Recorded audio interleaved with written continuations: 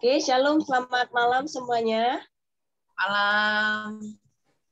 Ya, Shalom Bapak Ibu yang sudah bergabung. Hari ini kita kembali lagi dalam pendalaman Alkitab kita, seri Tulip ya, yang terakhir. Kita bersyukur kepada Tuhan bahwa sepanjang hari ini, bahkan sepanjang minggu atau sepanjang bulan ini, Tuhan sudah menyertai kita, keluarga kita, bahkan setiap hal ya, setiap aktivitas yang kita lakukan hari ini. Kita mau bersama-sama bersatu dulu di dalam doa. Kita mau mengucap syukur bahwa hari ini Tuhan sudah kasih nafas kehidupan, kekuatan, kesehatan. Pada semuanya, kita bersatu di dalam doa. Bapa kami yang baik, kami sungguh bersyukur Tuhan untuk semua anugerah Tuhan dalam hidup kami. Tuhan masih memberikan kami kesehatan, kekuatan dalam melakukan aktivitas kami hari ini.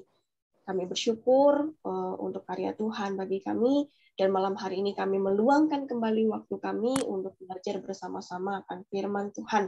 Kiranya Tuhan memberkati hamba-Mu yang telah mempersiapkan untuk mengajar kami, dan biarlah kami semua boleh mengerti ya Tuhan. Bukan hanya mengerti, tetapi kami rindu bahwa firman Tuhan itu boleh hidup di dalam hati kami, dan kami boleh dimampukan untuk melakukannya.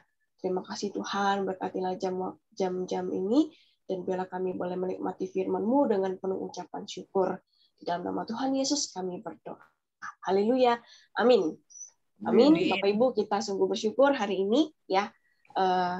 Langsung saja saya persilakan kepada Muse untuk menyampaikan PA kita malam hari ini. Silakan Muse. Baik Bapak, malam hari ini kita akan sama-sama belajar ya poin yang kelima dari Tulip ya, yaitu bagi dulu ya slide-nya ya, yaitu perseverance of the saints ya, perseverance of the saints ya.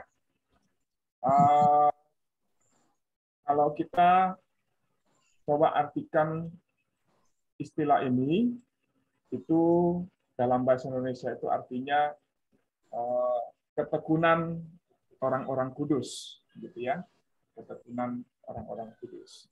Nah, memang kalau kita memahami, coba mengerti arti ini sepintas lalu dari pengertian katanya itu, sepertinya di dalamnya kita melihat bahwa ada satu usaha dari kita sebagai orang-orang yang sudah diselamatkan untuk kemudian dapat sampai kepada hidup kudus. Tetapi tidak sepenuhnya benar, ya. Tetapi tidak sepenuhnya benar karena nanti kita akan belajar kenapa kekudusan itu bukan bergantung kepada kita, ya, tetapi bergantung kepada Allah yang menguduskan dan yang menyatakan kekudusannya di dalam kehidupan kita, sehingga kita tetap dapat hidup di dalam kekudusan Tuhan, gitu ya, menikmati keselamatan itu selama kita hidup dalam dunia dan kita hidup dalam kekudusan. Nah, sepintas lalu, sebelumnya mari kita baca dulu satu ayat firman Tuhan dari Injil Yohanes 17 ayat 11b sampai dengan 12. Ya, Yohanes pasal 17 ayat 11b sampai dengan 12. Firman Tuhan berkata, "Ya Bapa yang kudus, peliharalah mereka dalam nama-Mu, yaitu nama-Mu yang telah Engkau berikan kepadaku, supaya mereka menjadi satu sama seperti kita. Selama aku bersama-sama mereka, aku memelihara mereka dalam nama-Mu, yaitu nama-Mu yang telah Engkau berikan kepadaku. Aku telah menjaga mereka, dan tidak ada seorang pun dari mereka yang binasa, selain daripada dia yang telah ditentukan untuk binasa, supaya genaplah yang tertulis dalam kitab suci." Ya. Pasal 17 ini merupakan doa Tuhan Yesus untuk gereja, ya. Doa Tuhan Yesus untuk para muridnya, atau juga dalam konteks kita sekarang adalah untuk gereja, kita semua, ya. Nah, di dalam doa ini beberapa kali Tuhan Yesus mengulangi istilah yang sama, ya. Kalau kita baca dari pasal dari ayat yang pertama, di situ Tuhan menggunakan istilah menjadi satu, ya. Nah, berulang kali Tuhan berdoa supaya mereka menjadi satu, sama seperti engkau dan aku adalah satu, ya.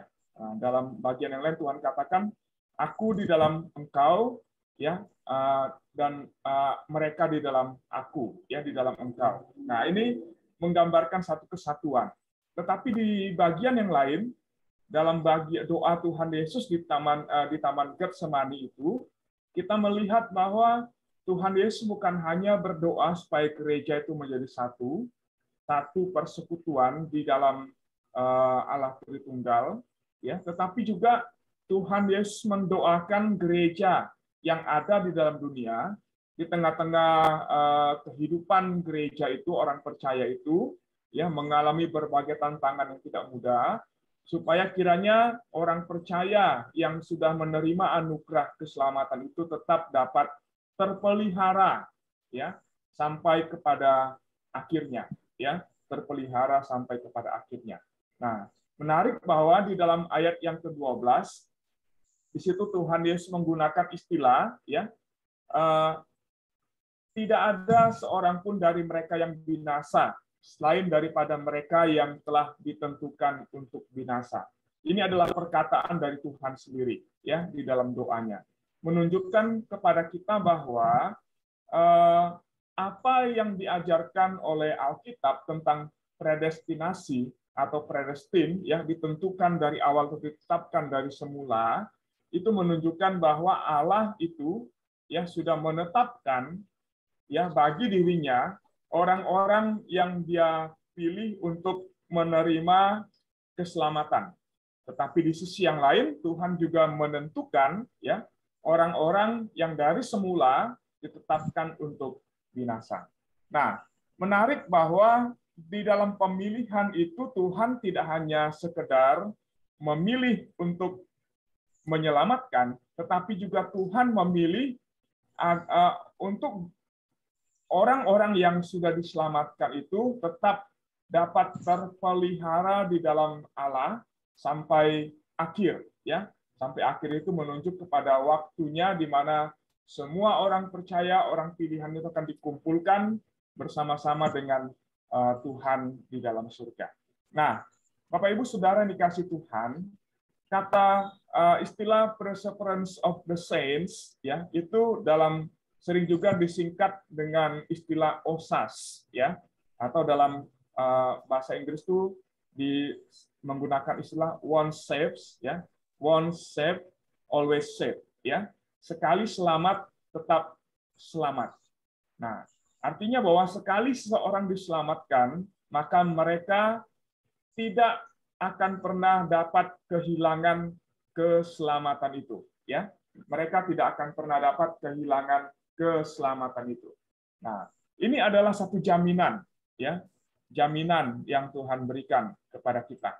Nah, kebanyakan mungkin dari kita juga bertanya-tanya tentang hal ini, begitu, ya. Nah, maka seringkali timbul satu pertanyaan di dalam diri kita, gitu, ya, karena kita mungkin melihat, menyaksikan ada orang-orang di sekitar kita yang begitu percaya kepada Kristus, ya, dan kemudian bukan cuma sekedar percaya, tapi juga ikut menyaksikan imannya kepada Kristus itu dengan begitu kuatnya, dan bahkan melibatkan diri dalam pelayanan di gereja, ya. Tapi kemudian hari kita menemukan kok orang itu tiba-tiba menyangkali imannya, gitu, ya, lalu kemudian menjadi orang yang gagal secara rohani. Atau istilah yang paling sering kita kenal yang sebut itu adalah istilah murtad. Dia murtad, dia tinggalkan Tuhan.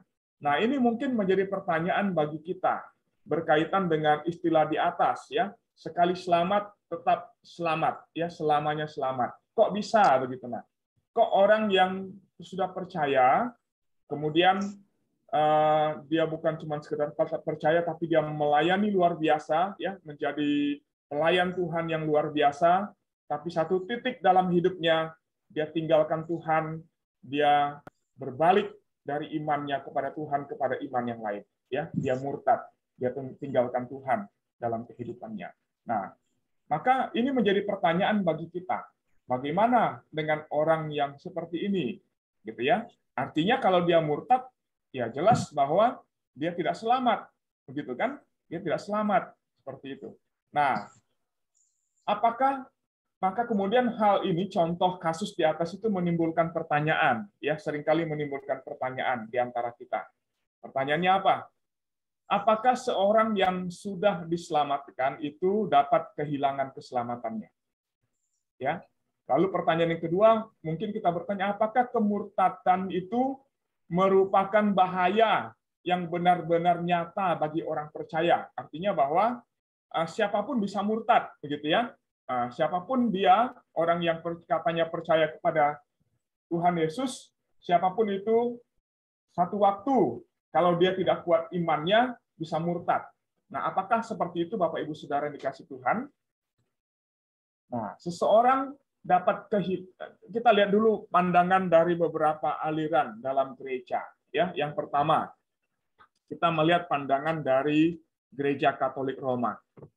Gereja Katolik Roma mengajarkan seperti ini. Seseorang yang sudah percaya itu dapat kehilangan keselamatannya. Bagaimana orang itu dapat kehilangan keselamatannya? Dikatakan bahwa apabila orang itu melakukan dosa yang fatal, maka dosa semacam itu membunuh anugerah pembenaran yang mendiami jiwanya. Sehingga apabila ia meninggal sebelum dipulihkan pada tahap anugerah melalui sakramen pertobatan, maka dia akan pergi ke neraka. Ini ajaran dari Gereja Katolik, ya, tentang keselamatan. Nah, kemudian aliran Protestan yang lainnya, Bapak Ibu Saudara, dikatakan bahwa mereka mengatakan ada kemungkinan seseorang kehilangan keselamatannya. Ya, nah seringkali ayat Firman Tuhan yang diangkat menjadi dasar itu ada dua, ya. Yang pertama itu adalah Ibrani pasal yang ke-6. Nah, memang kalau kita baca dalam Ibrani pasal yang ke-6 itu mengangkat istilah murtad. Gitu ya, murtad atau meninggalkan iman. Tapi kalau kita selidiki konteks dari pasal yang ke-6 itu berbicara tentang bukan orang yang sudah selamat lalu kemudian meninggalkan imannya, begitu ya. Karena ada satu ayat di dalam Ibrani pasal 6 itu menunjukkan tentang keadaan yang sebenarnya dari orang yang murtad tersebut, bahwa sebenarnya mereka sesungguhnya bukanlah orang yang percaya. Kelihatannya mereka percaya, tetapi di dalam kenyataannya mereka bukan orang yang percaya. Ya, nah, kenapa bisa dikatakan begitu? Karena pada akhirnya dia murtad, dia meninggalkan Tuhan.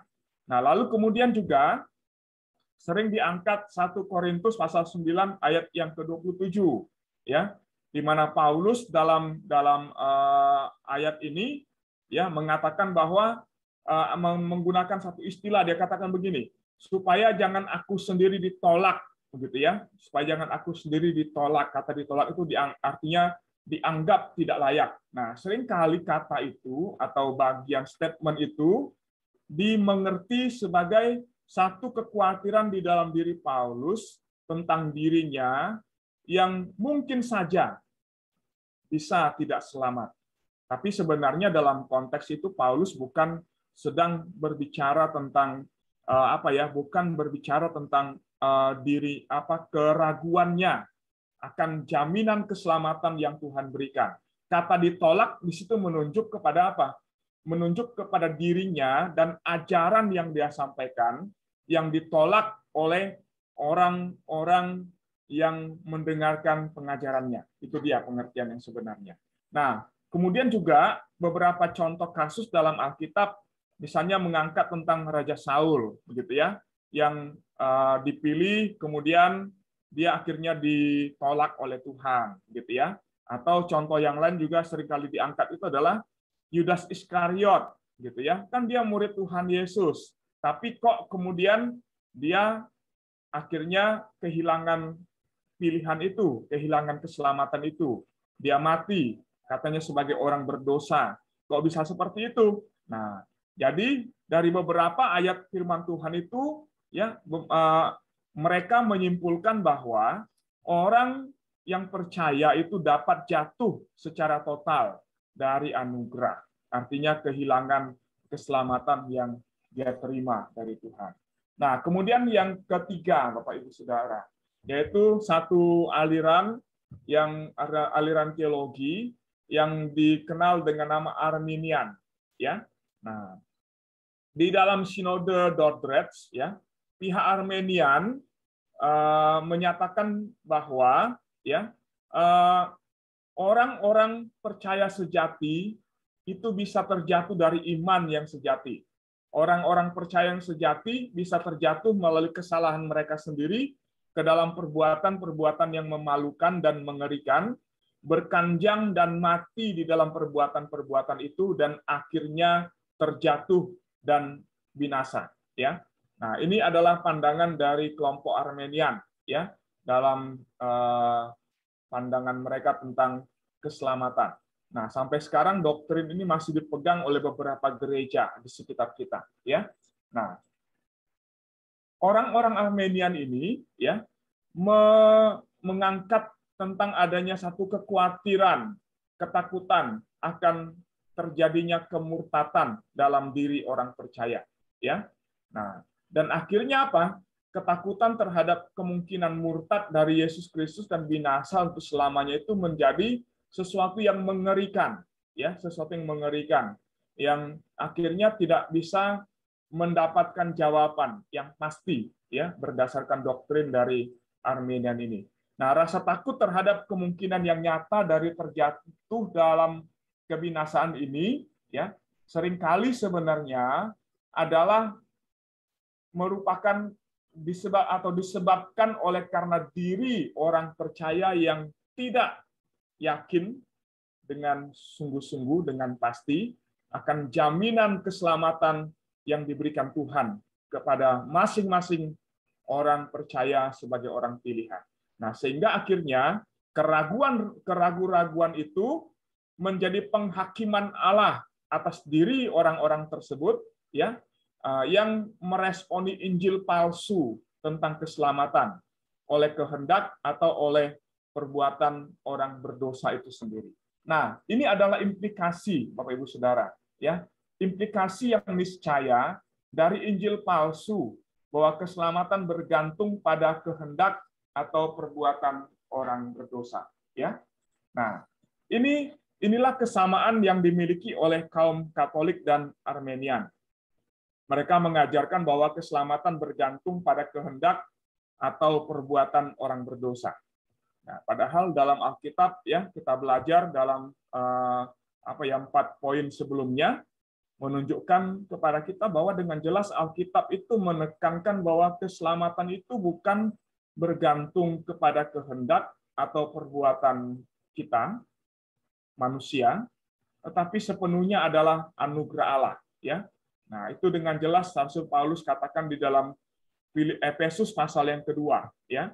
Dalam ayat yang keempat, ya, di situ dikatakan bahwa kita diselamatkan karena anugerah, gitu ya. Nah, di dalam pasal yang pertama dari kitab Efesus, ya, Paulus juga menegaskan tentang apa? Pemilihan Allah sejak semula sebelum dunia dijadikan. Nah, artinya bahwa keselamatan itu bukan bergantung kepada kehendak kita atau perbuatan kita, tetapi sepenuhnya itu adalah anugerah Allah. Tetapi, ya, di dalam ajaran-ajaran yang berkembang di dalam gereja, muncullah satu ajaran-ajaran yang palsu yang jelas sekali bertentangan dengan apa yang diajarkan Alkitab kepada kita, ya. Nah, karena itu berkaitan dengan respon sebagian orang terhadap ajaran-ajaran yang tidak benar itu, ya, akhirnya mereka mengalami yang namanya penghakiman Allah, di mana Allah menyerahkan orang-orang yang mempercayai Injil palsu ini kepada kengerian karena rasa takut bahwa mereka mungkin menjadi murtad dan binasa untuk selama-lamanya. Dan ini sekaligus juga Bapak Ibu Saudara menjadi peringatan bagi kita, ya. Mari pegang apa yang Alkitab ajarkan, bukan pegang apa yang diajarkan oleh manusia dalam pemikiran dan pemahamannya yang terbatas, ya. Nah, karena jika kehendak manusia yang menjadi penentu di dalam keselamatannya, maka kehendak manusia juga menjadi penentu dalam ketekunannya sampai akhir. Tapi itu tidak mungkin, ya. Karena kalau kita berkaca dari diri kita sendiri, seringkali menunjukkan betapa kita ini tidak mungkin dan tidak mampu untuk bertekun dengan kekuatan kita sendiri, dengan didasarkan kepada kehendak kita sendiri sampai akhir, ya. Kenapa? Karena setelah kita diselamatkan, percaya kepada Tuhan Yesus pun, kita masih sering jatuh bangun, ya kan? Nah, kalau didasarkan kepada kehendak dan ketekunan diri kita sendiri, jelas artinya itu menunjukkan bahwa kita tidak akan mungkin bisa sampai kepada akhirnya, ya. Nah, Injil palsu tentang keselamatan oleh kehendak dan perbuatan manusia dalam hal ini, ya, merebut kemuliaan Allah di dalam keselamatan, ya.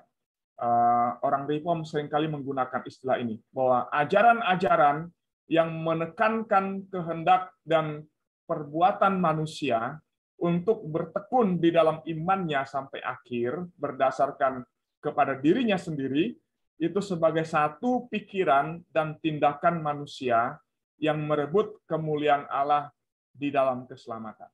Artinya di sini, kenapa dikatakan begitu? Karena dengan berangkat dari pengertian yang di atas tadi, artinya sampai kepada satu kesimpulan. Kesimpulannya apa? Allah tidak bisa menjaga umatnya sendiri. Allah itu bisa dikalahkan, ya.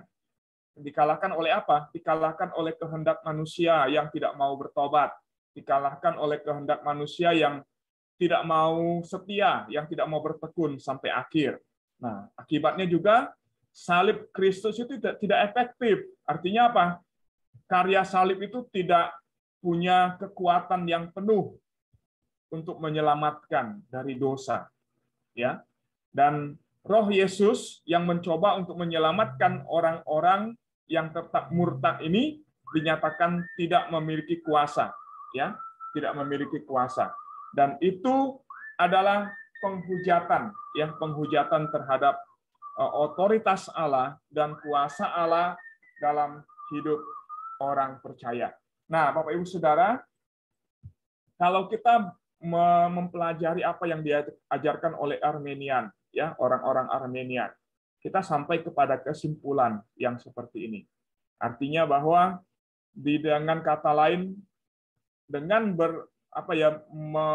menerima ajaran yang seperti itu, kita sedang menolak otoritas dan kuasa mutlak Tuhan dalam kehidupan kita, ya, termasuk di dalam keselamatan diri kita, ya.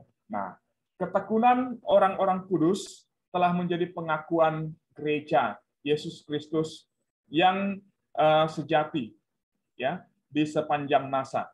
Ini adalah konsep dan keyakinan gereja Reform, ya. Dan doktrin ini disebut dengan istilah jaminan kekal, ya. Jaminan kekal. Apabila kita telah memiliki iman yang menyelamatkan, maka kita tidak akan pernah kehilangan iman itu lagi. Dan kalau kita sampai kehilangan, maka artinya sejak semula kita memang tidak pernah memilikinya.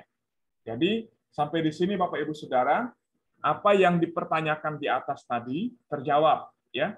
Bagaimana dengan mereka yang murtad? Ya. Mereka kan orang-orang yang begitu setia sebelumnya, begitu tekun mencari Tuhan, ya, beribadah, melayani Tuhan itu all out katanya begitu, ya. Tapi kok satu titik dia kemudian murtad lalu mati.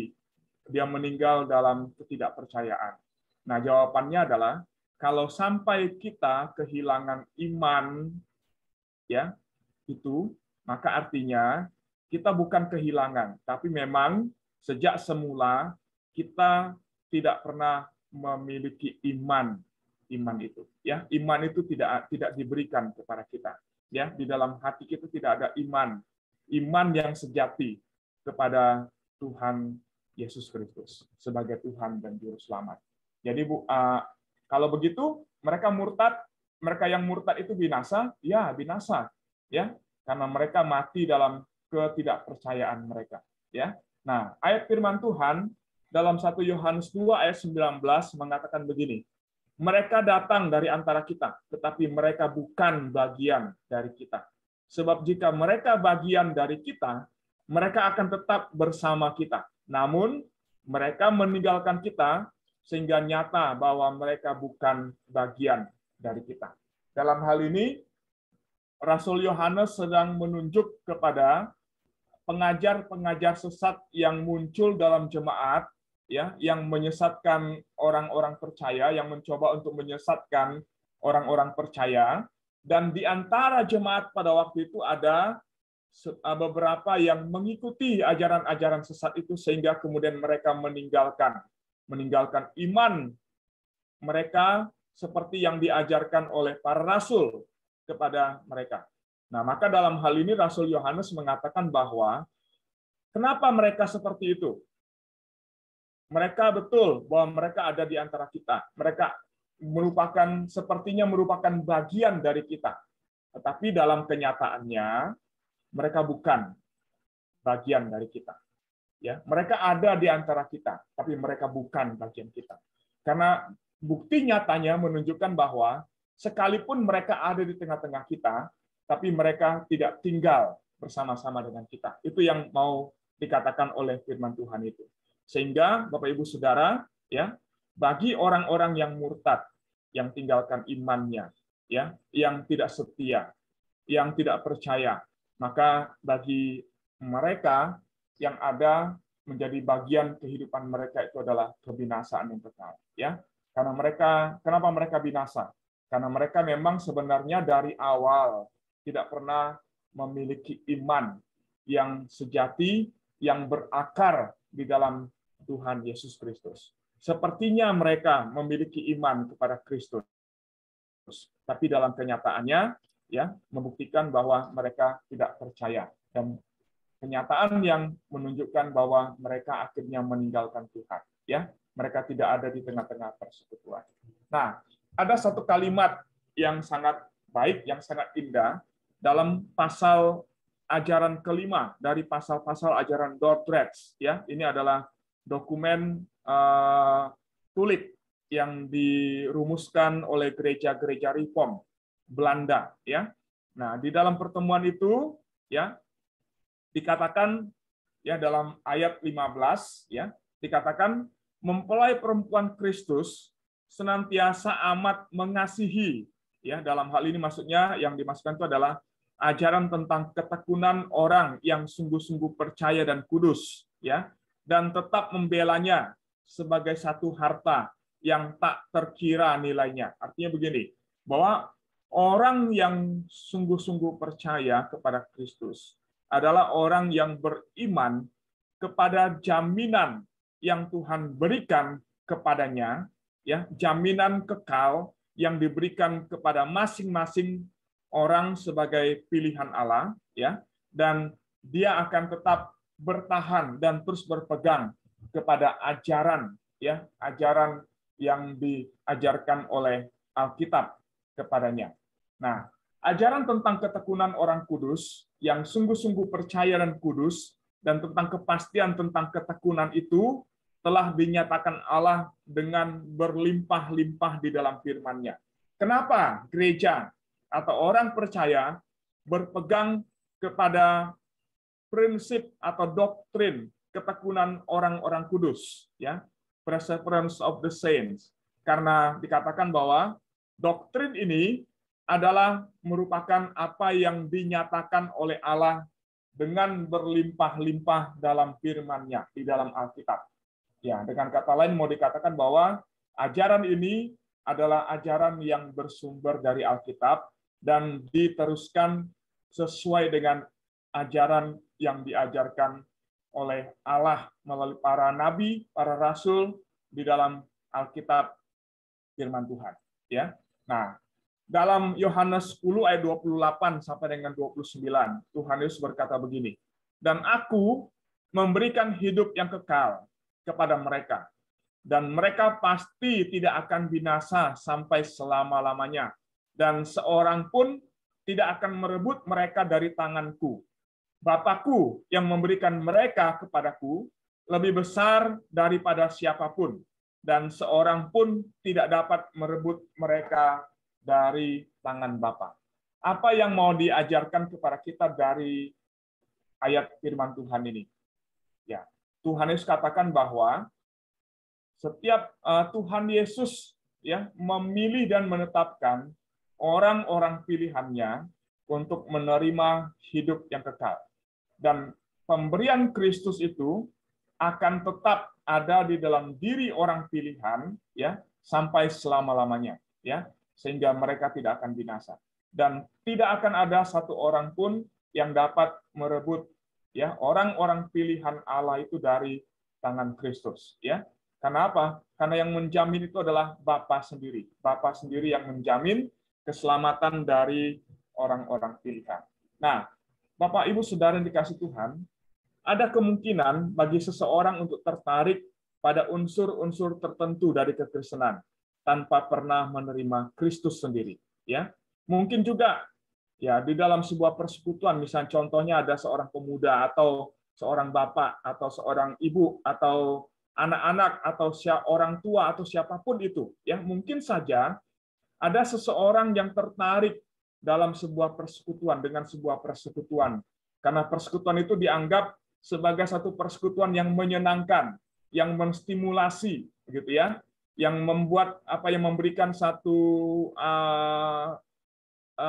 memberikan satu dorongan ya, semangat dalam hidup. Nah, karena di dalam persekutuan itu dikatakan memiliki program yang memikat. Tapi bisa saja orang itu ya bertobat pada programnya, tapi tidak bertobat pada Kristus. Artinya apa? Kenapa dia ke gereja? Kenapa dia ikut persekutuan? Ya sebenarnya dia tidak sedang berfokus kepada Kristus yang menjadi pusat dari persekutuan itu, tapi dia lebih cenderung kepada programnya, kepada aktivitas yang ada di dalam persekutuan itu, yang menarik, yang menyenangkan, ya, yang memberikan dorongan bagi dirinya. Tapi dia tidak betul-betul dia tidak pernah mengalami pertobatan yang sejati, ya, dalam hidupnya, dan dia tidak pernah dengan sungguh-sungguh menerima Tuhan Yesus dalam hidupnya. Artinya, kemungkinan-kemungkinan seperti ini bisa terjadi dalam persekutuan, Bapak Ibu Saudara, dalam gereja. Tapi kita harus hati-hati, ya, harus berhati-hati. Karena itu yang menjadi fokusnya bukan programnya, bukan kegiatan yang ada di dalam gereja, tapi yang menjadi fokus yang harus kita kejar dalam kehidupan kita adalah apakah kita sungguh sampai kepada pertobatan yang sejati di dalam Tuhan Yesus Kristus atau tidak, yang mengubah hidup kita, yang memperbaharui hidup kita dari orang berdosa kepada orang yang percaya kepada Tuhan Yesus Kristus. Nah, jadi bisa saja kita melihat dalam sebuah persekutuan ada orang yang begitu bersemangat luar biasa, melayani luar biasa. Tapi kemudian yaitu dia tadi murtad, tiba-tiba dia murtad, dia tinggalkan Tuhan. Nah, maka kesimpulannya yang dapat kita ambil bahwa sebenarnya dia belum sampai, orang itu memang tidak pernah sampai kepada core atau inti, ya, inti dari kekristenan itu sendiri, yaitu bertobat dan percaya kepada Tuhan Yesus Kristus. Ya, nah perumpamaan tentang penabur dalam Lukas pasal 8 ayat 5 sampai dengan 8 itu memberikan satu gambaran yang jelas kepada kita. Ya, nah dalam perumpamaan itu dikatakan bahwa ada seorang penabur yang pergi untuk menabur benih ke ladang. Nah, dalam perjalanan ada benih yang jatuh di tanah yang berbatu-batu, begitu ya. Lalu kemudian ada yang jatuh di tengah-tengah semak duri, karena di jalan itu, jalan yang dilewati oleh penabur itu ada semak-semak duri yang tumbuh di sepanjang jalan itu, begitu ya. Lalu ada yang jatuh di tanah yang kering, gitu ya, di tanah yang kering. Lalu yang terakhir ada yang jatuh di tanah yang subur, ya, yang ditabur di tanah yang subur. Nah, dari perumpamaan itu menunjukkan kepada kita bahwa tiga benih yang jatuh di tempat yang berbatu-batu, di tanah yang kering dan di semak-semak duri, itu menunjuk kepada apa? Menunjuk kepada mereka yang tidak berakar di dalam Kristus. Atau boleh dikatakan mereka yang memiliki iman yang palsu. Mereka tidak sampai kepada iman yang sejati. Kenapa mereka tidak sampai kepada iman yang sejati, Bapak Ibu Saudara? Karena mereka memang tidak ditabur ya di tanah yang subur. Ya, tapi mereka jatuh di tanah yang tidak baik sehingga mereka tidak benar-benar bertumbuh dan tidak benar-benar berakar di dalam iman yang benar, ya. Nah, maka dikatakan apa? Ketika panas terik datang, yang jatuh di tanah yang di tanah yang kering menjadi layu, gitu ya. Yang jatuh di tanah yang berbatu-batu, dia bertumbuh sebentar, tapi kemudian ketika datang panas matahari, dia kemudian menjadi mati, gitu ya. Lalu yang jatuh di semak duri juga begitu, dia tumbuh, gitu ya, dia bertumbuh. Tapi ketika semak itu menghimpit batang itu, sehingga kemudian pohon itu tidak bertumbuh dan akhirnya mati. Nah, berbeda dengan yang ditanam, ya, benih yang jatuh di tanah yang baik, yang menghasilkan buah ketaatan. Nah, dalam hal ini Tuhan Yesus ingin menjelaskan dari perumpamaan ini bahwa orang yang jatuh atau benih yang ditabur di tanah yang subur, di tanah yang baik, ya, itu menggambarkan orang yang mendengarkan firman Tuhan dan yang menyimpan firman itu dalam hati yang baik, ya. Nah, inilah orang yang selamat, ya, orang yang diselamatkan. Kenapa? Karena iman mereka berasal dari satu hati tulus yang telah mengalami regenerasi. Artinya menggambarkan satu kehidupan orang yang diubahkan oleh Allah, ya, yang diperbaharui oleh Allah dari hati yang lama, hidup yang lama kepada hati Tuhan yang mencintai Tuhan di dalam hidupnya. Nah, dokumen orang kudus tidak terletak pada kemampuan kita untuk memelihara, walaupun kita sudah mengalami regenerasi, ya. Nah, Filipi 1 ayat 6 berkata begini, akan hal ini aku yakin sepenuhnya, bahwa Ia yang memulai pekerjaan yang baik di antara kamu, akan meneruskannya sampai pada akhirnya, pada hari Kristus Yesus. Bapak Ibu Saudara, ayat ini ingin mengatakan kepada kita bahwa Allah yang telah memulai karya keselamatan itu dalam hidup kita, yang memberikan anugerahnya di dalam hati kita. Dan Allah juga yang akan meneruskan anugerahnya dengan memelihara kita, ya, memelihara orang-orang pilihan itu sehingga tetap akan terpelihara, ya, di dalam kekuatan kuasa Allah sampai pada akhirnya, yaitu pada hari kedatangan Tuhan Yesus yang kedua kalinya. Nah, berdasarkan anugerah dan hanya berdasarkan anugerah bahwa orang Kristen itu dapat terpelihara. Allah menyelesaikan apa yang telah dimulainya. Dia menjamin bahwa tujuannya dalam pemilihan itu tidak akan gagal. Ya, ini menunjukkan kepada kita bahwa kalau keselamatan itu adalah dari Tuhan, maka kalau itu adalah dari Tuhan, maka Tuhan juga yang akan menggenapi keselamatan itu di dalam diri orang-orang pilihan, ya, sampai kepada akhirnya. Maka di sini kita melihat dengan jelas bahwa seseorang yang betul-betul adalah orang pilihan, dia tidak akan pernah meninggalkan imannya, ya. Dia tidak akan pernah menyangkali Tuhan, dia tidak akan pernah murtad dalam hidupnya, ya. Nah, karena apa? Karena dia akan tetap ada di dalam pemeliharaan Allah sampai akhir kehidupannya. Bisa jatuh, bisa Bapak Ibu Saudara, ya. Setiap kita bisa jatuh dan seringkali jatuh, ya. Setiap kita bisa jatuh dan seringkali jatuh. Tapi karena kita adalah orang pilihan, maka Tuhan akan memegang kita dan Dia tidak akan biarkan kita jatuh sampai tergeletak. Waktu kita jatuh, Tuhan akan menopang kita dan Dia akan angkat kita ya untuk kembali berdiri dan berjalan di dalam jalan kebenarannya. Jadi tidak akan pernah ada orang pilihan itu kemudian sampai meninggalkan imannya ya, lalu kemudian meninggal atau mati sebagai orang yang tidak percaya ya.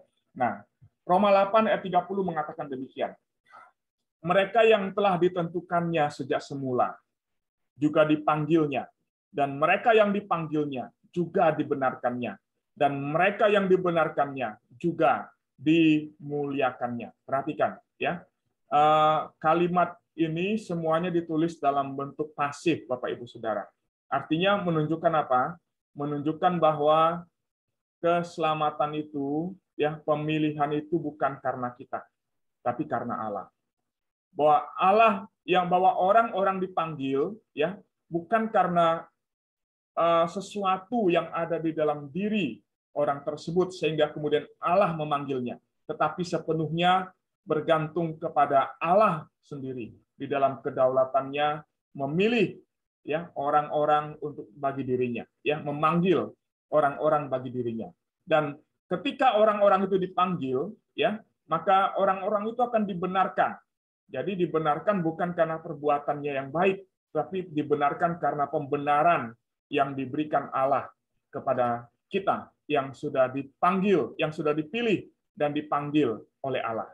Dan pembenaran itu kemudian juga akan membawa kita kepada kemuliaan, ya, kemuliaan yang kekal bersama-sama dengan Allah. Dan kemuliaan itu juga dikatakan bukan karena kita, bukan karena jasa kita atau karena usaha kita, atau karena apa ya, sesuatu yang kita perjuangkan dari diri kita. Tetapi dikatakan menggunakan kata apa? Dimuliakannya. Menggunakan kalimat bentuk pasif yang artinya apa? Pemuliaan itu juga adalah karya Allah, pemberian Allah atas hidup kita sebagai orang-orang pilihannya. Nah, dalam ayat 39b, Paulus menyatakan dengan jelas bahwa apa? Tidak ada satu kuasa pun yang mampu memisahkan kita dari kasih Allah yang ada di dalam Kristus Yesus Tuhan kita. Ya, sekali lagi merupakan penegasan bahwa orang-orang pilihan itu tetap akan ada bersama-sama dengan Tuhan sampai selama-lamanya. Dan tidak akan ada satu kekuatan atau kuasa apapun yang dapat memisahkan kita dari kasih Tuhan ya di dalam Kristus Yesus Tuhan kita. Nah, Bapak Ibu Saudara, ayat-ayat di atas menunjukkan kepada kita bahwa setiap kita, orang-orang pilihan, itu memiliki jaminan. Karena keselamatan itu adalah dari Tuhan dan kita adalah buatan tangannya. Ya, Dia memberikan Roh Kudus kepada setiap orang percaya sebagai suatu janji, ya, sebagai satu janji bahwa Dia akan menggenapi apa yang telah dimulainya. Ya, Dia juga memeteraikan setiap orang percaya dengan Roh Kudus, ya, sebagai tanda meterai yang dikenakan kepada kita sebagai orang-orang pilihan. Ya, Dia telah menandai kita dengan tanda yang tidak dapat dihapus dan Dia juga sudah membayar di muka, ya, membayar uang muka sebagai jaminan bahwa Dia telah menyelesaikan transaksi itu. Nah, kalimat-kalimat ini ingin menyatakan bahwa keselamatan itu dijamin oleh Tuhan sendiri bagi setiap kita yang dipilihnya, ya, bagi setiap kita yang dipilihnya, yang ditetapkannya, yang dipanggilnya untuk menerima anugerah keselamatan itu, dan Allah yang menjaminkan itu kepada kita, sehingga tidak ada sesuatu apapun yang dapat menghapus atau menghilangkan tanda atau meterai yang diberikan Tuhan kepada kita sebagai jaminan bahwa kita adalah orang-orang yang sudah diselamatkan. Nah, dasar akhir dari keyakinan kita, Bapak Ibu Saudara, itu ditemukan dalam karya keimaman yang tertinggi dari Kristus yang telah menjadi pengantara bagi kita. Ya, artinya sebagaimana Yesus berdoa untuk pemulihan Petrus dan bukan Yudas Iskariot, ya, demikian pula Ia yang ada di sorga sekarang ini sebagai imam besar agung kita, ya, akan berdoa dan terus akan berdoa untuk pemulihan kita pada waktu kita tersandung dan jatuh. Wah, ini kalau kita mencoba memahami kalimat ini sungguh luar biasa sekali ya, Bapak Ibu Saudara ya. Begitu luar biasa sekali Yesus itu bagi kita. Dia tidak hanya mati untuk menyelamatkan kita, tapi dia juga sampai dengan hari ini masih terus bekerja memelihara kita dengan menjadi imam besar agung bagi kita di dalam bait suci sorgawi ya yang ada di dalam kekekalan itu. Ya, setiap hari, setiap waktu, setiap saat dia berdoa, dia menaikkan doa untuk kita, untuk pemulihan kita, untuk keselamatan kita, untuk pemeliharaan hidup kita sampai akhir hidup kita, sampai kita bertemu dengan Tuhan. Ini adalah satu perbuatan Tuhan yang sungguh ajaib, yang sungguh luar biasa dalam kehidupan kita. Ya, kalau kita bertanya siapa kita, kok Tuhan sampai sebegitunya? Tapi itulah Tuhan kita Yesus Kristus, ya, yang sudah mati untuk dosa-dosa kita, menyelamatkan kita dari dosa, yang memberikan jaminan hidup yang kekal kepada kita, dan Dia memelihara kita supaya sampai akhir kita tetap ada di dalam hidup yang kekal, yang dijaminkan, yang diberikan oleh Allah kepada kita. Nah, Bapak Ibu, Saudara yang dikasihi Tuhan, Yohanes 17 ayat 12 mengatakan, selama aku bersama mereka, aku sudah menjaga mereka dalam nama-Mu yang telah Kau berikan kepadaku. Aku telah menjaga mereka, dan tidak ada seorang pun dari mereka yang terhilang, kecuali si anak kebinasaan, supaya kitab suci digenapi. Ya, hanya Yudas yang merupakan anak kebinasaan sejak pada mulanya, yang pengakuan imannya adalah palsu, ya, yang pada akhirnya menjadi yang terhilang. Ya, nah demikian juga kalau kita mau implikasikan ayat firman Tuhan ini, hanya mereka yang sudah sejak hanya mereka yang sejak semula ditetapkan untuk binasa, yang pasti akan binasa. Karena sekalipun sepertinya mereka mengaku beriman kepada Yesus sebagai Tuhan dan Juru Selamat, tapi karena dasarnya adalah mereka bukan orang pilihan, tapi merupakan orang-orang yang ditentukan untuk binasa, maka pasti mereka adalah yang terhilang. Tetap mereka adalah yang terhilang sampai selama-lamanya. Ya. Nah, Yohanes 10 ayat 27 sampai dengan 30 mengatakan mereka yang benar-benar orang percaya tidak dapat dirampas dari tangan Allah. Ya, tidak ada seorang pun yang dapat merebut orang-orang pilihan dari tangan Allah. Ya, pemeliharaan Allah adalah pemeliharaan atas orang-orang kudus di dalam kekudusan mereka. Dan setiap orang kudus, dan itulah apa adanya setiap anak Allah, masih bisa berbuat dosa. Ya, pasti masih bisa berbuat dosa. Kita masih bisa berbuat dosa, Bapak Ibu Saudara. Saya masih bisa berbuat dosa. Bapak Ibu Saudara masih bisa berbuat dosa. Ya, sekalipun kita adalah orang-orang pilihan, ya, kita dipelihara di dalam kekuatan Allah, tapi kita masih punya natur dosa. Ya, kita masih punya natur dosa, natur yang sudah rusak oleh karena dosa, ya. Dan itulah yang seringkali menjadi pergumulan bagi kita sepanjang hidup di dalam hidup kita di tengah-tengah dunia ini, ya. Kita bergumul dua sisi, bahwa satu sisi kita bergumul dengan kerusakan kita yang selalu mendorong kita untuk melakukan dan mengerjakan apa yang rusak dalam hidup ini. Tapi di sisi yang lain kita bersyukur bahwa dalam kondisi yang seperti itu, Allah tetap memelihara kehidupan kita. Ya, Dia tidak meninggalkan kita. Dia tetap menjaga kita dan mengangkat kita waktu kita jatuh. Ketika kita condong kepada hal yang merusak dalam hidup ini, Tuhan mengangkat kita dari situasi itu dan Dia memulihkan kehidupan kita. Terus-menerus, ya, terus-menerus itu adalah karya pemeliharaan Tuhan atas hidup kita sebagai anak-anaknya sampai akhir. Ya, kenapa Allah memelihara kita? Karena Yesus ya selalu berdoa untuk kita, ya selalu berdoa untuk kita. Maka tidak ada orang kudus yang bisa melakukan dosa yang membawa maut dan murtad dari Kristus untuk selama-lamanya. Ya, artinya bisa jatuh, mungkin satu waktu juga ada satu titik kita bisa menyangkali iman kita, tapi pada akhirnya kita akan kembali kepada Tuhan. Ya, maka artinya bahwa kalau seseorang itu meninggalkan Tuhan, ya berbuat dosa, meninggalkan Tuhan, berkanjang dalam dosanya, ya. Nah, tapi sebelum dia meninggal, dia bertobat, dia kembali kepada Tuhan, dia selamat. Dia adalah orang pilihan. Itu hal yang dikerjakan oleh Tuhan bagi kita. Ya, dalam pasal-pasal ajaran Dordrecht, ya, pasal yang kelima, ayat yang keempat dikatakan begini. Orang kudus mungkin bisa terjatuh ke dalam dosa yang berat dan tidak pantas, dan bahkan berkanjang di dalamnya untuk sesaat, sebagaimana yang ditunjukkan oleh contoh Daud dan Petrus di dalam Alkitab. Ya, kita lihat Daud pernah jatuh dalam dosa persinahan, ya kan, dengan Batseba. Petrus juga pernah jatuh dalam dosa, di mana dia menyangkal Yesus 3 kali sebelum ayam berkokok, ya kan? Nah, tapi mereka dipulihkan oleh Tuhan. Hidup mereka diangkat oleh Tuhan, dipulihkan. Daud dipulihkan, ya.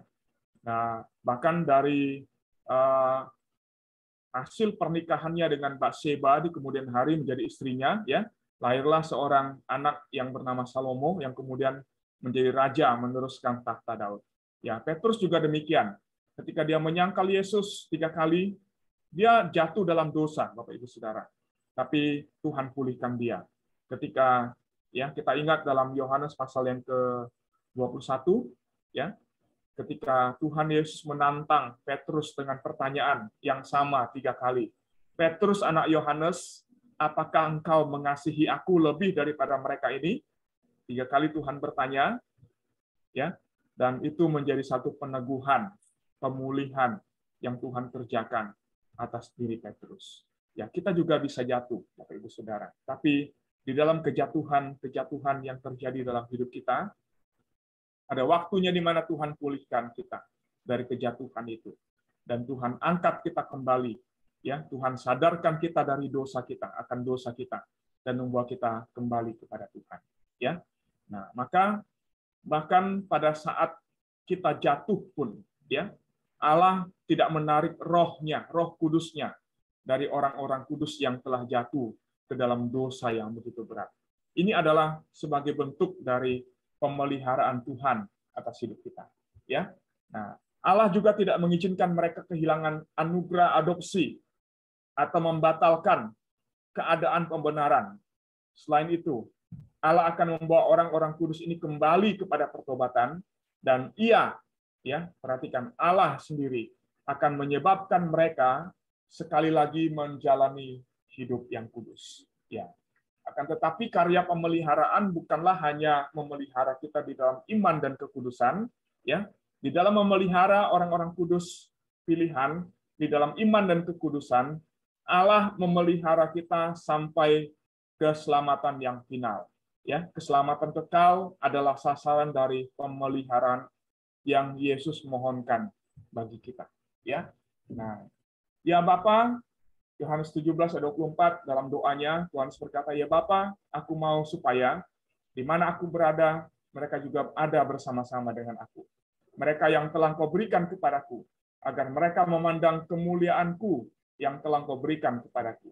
Sebab Engkau telah mengasihi aku sebelum dunia dijadikan.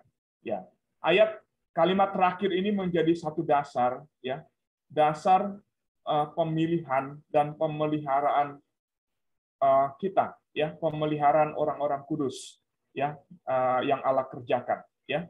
Dasarnya apa? Sebab Engkau telah mengasihi aku. Ini menunjuk kepada Yesus. Aku ini adalah Yesus, ya. Sebelum dunia dijadikan. Bapa telah mengasihi Yesus sebelum dunia dijadikan. Maka kasih Bapa kepada anak, kepada Yesus, ya, akan tetap dan tidak berubah sampai selama-lamanya, sampai sejak kekal sampai kepada kekal, ya. Maka di dalam kekekalan itu juga kasih Bapa kepada orang-orang pilihan tidak akan berubah, ya, tidak akan berubah sampai selama-lamanya. Sekali Allah memilih dan menetapkan untuk mengasihi kita, maka sampai akhirnya, sampai selama-lamanya, sampai kita masuk di dalam kekekalan, dan bahkan di dalam kekekalan pun kita tetap akan ada di dalam kasih Bapa yang kekal itu.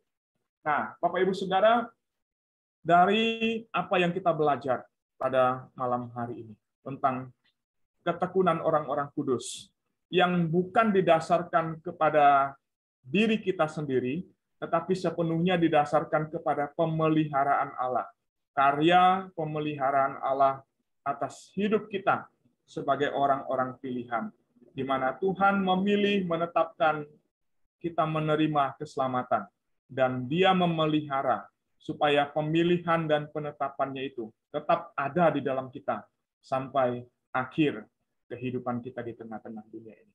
Nah, karena itu, dalam karya pemeliharaan itu, kita melihat bahwa Tuhan memberikan beberapa sarana yang perlu kita gunakan dalam hidup kita, supaya kita tetap ada di dalam jaminan yang kekal itu, ya, dalam pemeliharaan Allah. Ya, sarana-sarana pemeliharaan yang diberikan Tuhan kepada kita adalah yang pertama, itu bicara tentang pemberitaan Injil. Nah, artinya di sini Bapak Ibu Saudara, dengan kita memberitakan Injil, ya, di situ kita sedang, ya, melakukan, ya, dan memberi hidup kita dipelihara oleh Tuhan di dalam pemeliharaannya yang sempurna. Jadi jangan kemudian kita pikir bahwa kita memberitakan Injil itu adalah untuk orang-orang yang mendengarkan berita Injil. Tidak, tetapi pemberitaan itu adalah juga untuk kita. Karena di dalam pemberitaan itu, Tuhan sedang mengajarkan kita iman dan semakin meneguhkan iman kita kepadanya. Dan dengan itu, kita akan didorong dibawa kepada iman yang semakin kuat di dalam Tuhan. Ya, maka jangan malas beritakan Injil. Ya, karena dengan kita malas beritakan Injil, sebenarnya kita sedang melemahkan iman kita, ya, dan sedang memberi potensi bagi kita untuk jatuh dalam dosa. Ya, lalu kemudian yang kedua, yaitu melalui sakramen yang diperintahkan oleh Yesus kepada gereja, ya, perjamuan kudus dan baptisan. Ini adalah sarana-sarana yang diberikan oleh Allah bagi kita, bagi orang percaya, bagi gereja, ya, di dalam memelihara kita sebagai orang-orang pilihan. Lalu kemudian yang ketiga yaitu disiplin gereja yang dilembagakan oleh gereja. Nah, seringkali kita berpikir bahwa ketika gereja menegur, ketika gereja mengungkapkan dosa tertentu yang kita lakukan, seringkali kita menganggap itu sebagai sesuatu yang membuka aib. Tapi sebenarnya di sisi yang lain, Bapak Ibu Saudara, disiplin gereja atau penegakan hukum gereja bagi yang melanggar, itu sebenarnya adalah sebagai satu sarana dari Tuhan untuk memelihara agar kita tetap ada di dalam garis pemeliharaan Tuhan. Maka di dalam gereja-gereja tertentu, ketika jemaat melakukan pelanggaran, hidup tidak kudus, maka gereja akan menjatuhkan disiplin. Nah, ini adalah sesuatu yang kuat dan kental sekali di dalam gereja-gereja Calvinis, gereja Reform, ya. Nah, maka di dalam gereja Reform itu ada yang namanya konsistori. Apa itu konsistori, Bapak Ibu Saudara? Konsistori itu adalah tempat atau sidang penatua, ya, yang mendisiplin jemaat atau anggota gereja yang hidupnya tidak tertib. Ya. Pada masa Calvin di kota Jenewa, ya, di Swiss, ini konsistori itu menjadi menjadi alat negara untuk menegakkan hukum negara di kota Jenewa, ya. Jadi setiap orang yang melakukan pelanggaran akan disiplin dalam konsistori, ya, dengan diberi jatuhkan hukuman-hukuman yang harus dijalani sampai proses dengan proses pendampingan yang dilakukan oleh pendeta dan dalam hal ini adalah penatua pada waktu itu, ya, untuk membimbing orang yang jatuh itu kembali kepada Tuhan. Nah, ini adalah satu proses yang diterapkan di dalam gereja Reform, dalam gereja Calvinis. Nah, kita mungkin tidak terlalu kuat di sini, Bapak Ibu Saudara, ya. Maka seringkali ketika ada jemaat yang jatuh, biasanya ya hanya lebih kepada penggembalaan pribadi saja. Tidak ada satu tindakan disiplin yang diambil oleh gereja untuk menolong, ya, dan membimbing mereka yang jatuh supaya kembali kepada hukum gereja, kepada hidup yang tertib di dalam gereja. Nah, tapi ini adalah salah satu sarana yang dipakai Tuhan untuk memelihara orang percaya, orang pilihan. Lalu kemudian yang terakhir itu adalah pembacaan Alkitab dan perenungan firman Tuhan yang dilakukan oleh orang percaya itu sendiri, ya. Jadi bagaimana, apa sarana yang diberikan Tuhan untuk memelihara kita, yaitu Alkitab, firman Tuhan, ya. Membaca, merenungkan firman Tuhan itu sebagai sarana Tuhan untuk memelihara kehidupan kita. Maka orang yang malas baca Alkitab, ya pasti hidupnya, ya cara hidupnya pasti tidak akan bersesuaian dengan cara hidup orang pilihan, Bapak Ibu Saudara, ya. Maka seringkali jatuh bangun dalam hidup ini. Kenapa? Karena tidak punya firman dalam hidup kita. Ya, kita jatuh, ya, dan selalu jatuh karena kita tidak punya firman. Tapi ya bersyukur karena Allah memelihara kita sehingga kejatuhan itu tidak membawa kita kepada kebinasaan, ya. Tapi bukan berarti artinya oleh karena Tuhan pelihara saya, Tuhan pasti jamin keselamatan saya. Sudah, saya hidup sesuka hati saya. Enggak, Bapak Ibu Saudara. Kenapa? Karena tanda dari orang yang sudah diselamatkan dan yang ada di dalam keselamatan itu adalah mereka yang memelihara hidupnya di dalam kekudusan. Itu tandanya. Jadi bukan berarti bahwa doktrin ketekunan orang-orang kudus ini menjadi jaminan bagi kita untuk kemudian berkanjang di dalam dosa dan terus-menerus hidup di dalam dosa. Bukan, seharusnya menjadi satu daya dorong yang sebaliknya. Karena kita sadar dan percaya bahwa Tuhan memelihara hidup kita. Harusnya itu membawa kita kepada satu sukacita yang besar dalam hati kita masing-masing. Untuk apa? Untuk bertekun di dalam Tuhan, untuk mengasihi Tuhan, mencintai Tuhan, ya, menjaga hidup kita supaya tidak jatuh dalam dosa. Nah, Bapak Ibu Saudara, ini hal-hal yang saya bagikan bagi kita di dalam pembelajaran kita yang terakhir dari Tulip, ya, Perseverance of the Saints, ya, Perseverance of the Saints, ya. Kiranya ini membukakan pikiran kita untuk kemudian mendorong kita, ya, hidup sungguh-sungguh dalam Tuhan, hidup benar dalam Tuhan, ya, sebagaimana yang Allah ingin dan terus kerjakan di dalam kehidupan kita sebagai orang-orang pilihan-Nya. Amin. Ini yang saya bagikan. Terima kasih Bapak Ibu. Ya, saya kembalikan kepada Lucy. Silakan. Ya, terima kasih Muse untuk pada malam hari ini. Adakah ada kita yang ingin bertanya ataupun menanggapi dari bahasan tadi? Jika ada, saya persilakan.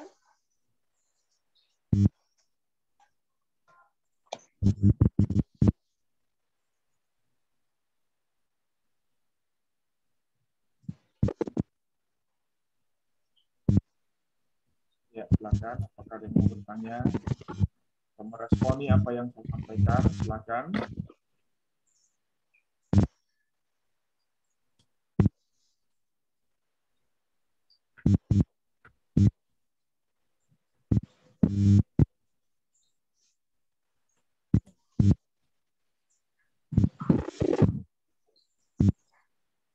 Sepertinya nggak ada.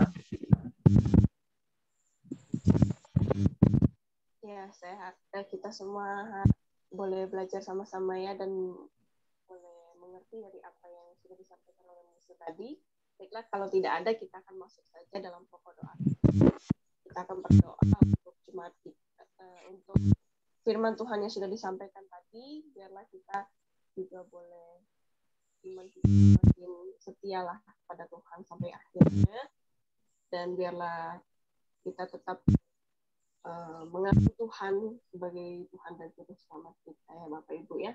Oke, kita juga akan berdoa untuk jemaat kita yang sedang sakit ya.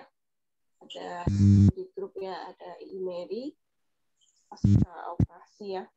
Kita berdoa biarlah Tuhan yang boleh pulihkan. Untuk Pak Tohir ya. Pak Tohir. Ada lagi Bapak Ibu ingin doakan untuk kesehatan? Itu aja Lus. Pak Tohir sama Bu Mary ya. Dari Bapak Ibu adakah yang ingin ditambahkan pokok doanya? Kita akan berdoa sama-sama. Untuk Natal lah. Lus. Oke, semua untuk setiap rangkaian Natal dari komisi Natal ya. Minggu Komisi Wanita. Saya bagi ya doanya ya untuk para bapak-bapak akan berdoa untuk Ibu Mary ya, untuk kesehatan Ibu Mary dan juga Pak Tohir.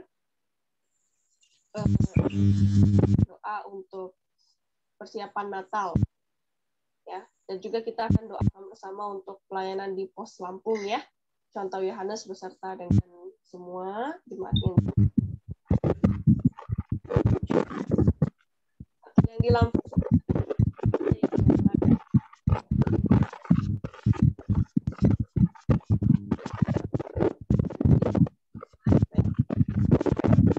Lalu sih hilang-hilang ya. Jaringan kayaknya.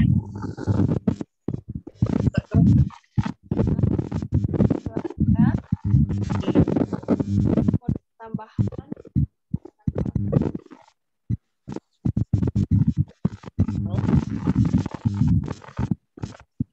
Kresek ya.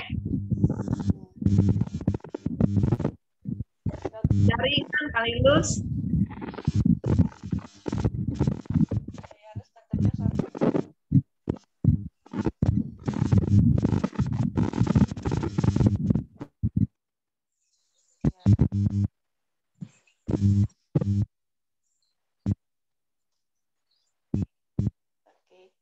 Kita doakan ya untuk pokok doa tadi, berdoa untuk firman yang sudah disampaikan. Bapak-bapak akan berdoa untuk jemaat yang sakit, para ibu-ibu dan wanita akan berdoa untuk persiapan Natal, dan juga doakan untuk kita doakan bersama-sama untuk pelayanan di Pos Lampung dan juga gereja kita ya. Oke, dengan pokok yang ada, saya memberi waktu kita 1-2 menit untuk berdoa bersama-sama. Nanti minta rekomendasi. Semua ya kita di dalam doa. Ya. Bersatu dalam doa ya Bapak Ibu. Tuhan Yesus kami.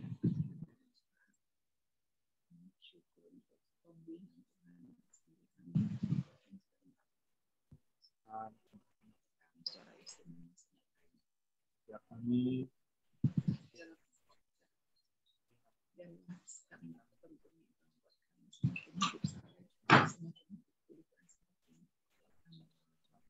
menghargai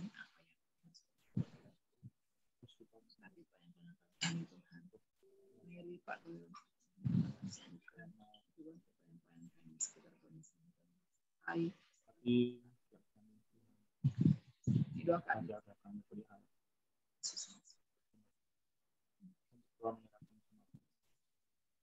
berdoa. Bapa di sorga, kami bersyukur malam hari ini kami boleh bersama-sama mengikuti satu kelas pembinaan tentang keterjaminan, kepastian, keselamatan yang Kau anugerahkan bagi kami. Terima kasih, kami begitu terjamin di dalam keselamatan yang Kau kerjakan bagi kami, dan biarlah itu membuat kami semakin hidup takut akan Tuhan, semakin menghargai keselamatan kami, dan semakin mengejar hidup saleh, hidup kudus, karena kami sungguh mensyukuri bahwa Engkau memilih kami, menyelamatkan kami, dan itu adalah keselamatan yang pasti dan yang terjamin. Terima kasih Tuhan, kami mau berdoa untuk Ibu Mary, Pak Tohir, mari Tuhan pulihkan mereka, mari Tuhan kuatkan iman mereka, dan juga untuk Ibu Mary pasca operasi, mari Tuhan dengan perkara memberikan kesembuhan secara total. juga untuk perayaan Natal kami Tuhan. Doa kami supaya Tuhan juga berkati sama perayaan Natal dan berkati baik hari Minggu ini pelayanan PW dan juga perayaan Natal di Pos Lampung. Tuhan juga boleh berkati. Ini hidup kami Tuhan, semua jemaat boleh terus bertumbuh, semua jemaat boleh terus maju dalam nama Tuhan Yesus kami menyerahkan malam ini kepada-Mu. Terpujilah Engkau Tuhan, haleluya. Amin. Amin. Terima kasih Bapak Ibu yang sudah bergabung untuk sebentar ya. Jadi untuk PA yang seri reformasi sudah selesai dari topik pertama hingga topik yang kelima. Dan kemudian nanti akan dilanjutkan di tahun 2022 ya. Jadi di Desember ini adalah PA terakhir kita ya Bapak Ibu ya. Nanti akan diumumkan di grup semua. Oke. Itu saja dari saya. Apakah dari Musa ada tambahan? Ya, oke, kalau tidak ada, saya tutup untuk malam hari ini. Terima kasih yang sudah bergabung. Terima kasih Lucy. Terima kasih Musa ya. Ketemu Wendy. Santai ada. Klip ya.